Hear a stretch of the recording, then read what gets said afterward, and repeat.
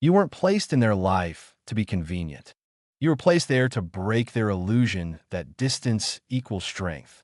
Real strength isn't about staying safe. It's about risking yourself emotionally. Avoidance confuses independence with invulnerability, but you shattered that.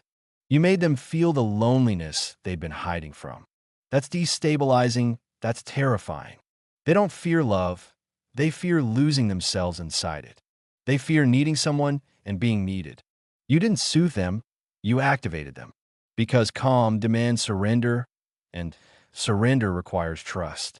Trust used to be a threat. You weren't too much for them, they were too little for the moment. Their withdrawal wasn't rejection, it was self-preservation.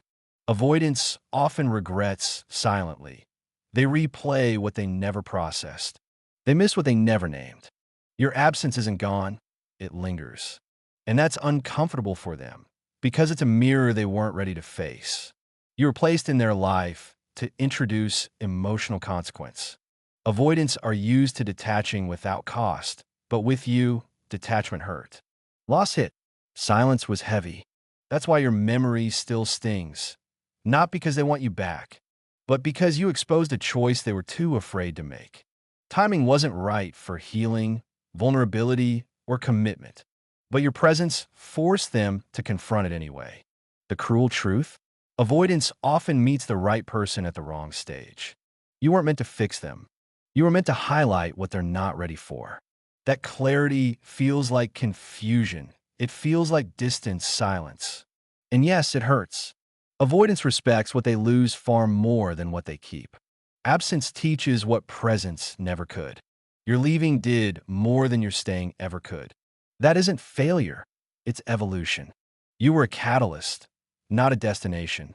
Catalysts spark change. They don't stick around to watch the fallout. You didn't come to heal them. Healing is a choice they alone must make. Your job was to ignite self-confrontation, to fracture old habits, to disturb comfort, and disturb you did. Avoidance grows slowly, quietly, painfully, often only after loss. You became part of that process whether they admit it or not. You taught them what connection costs.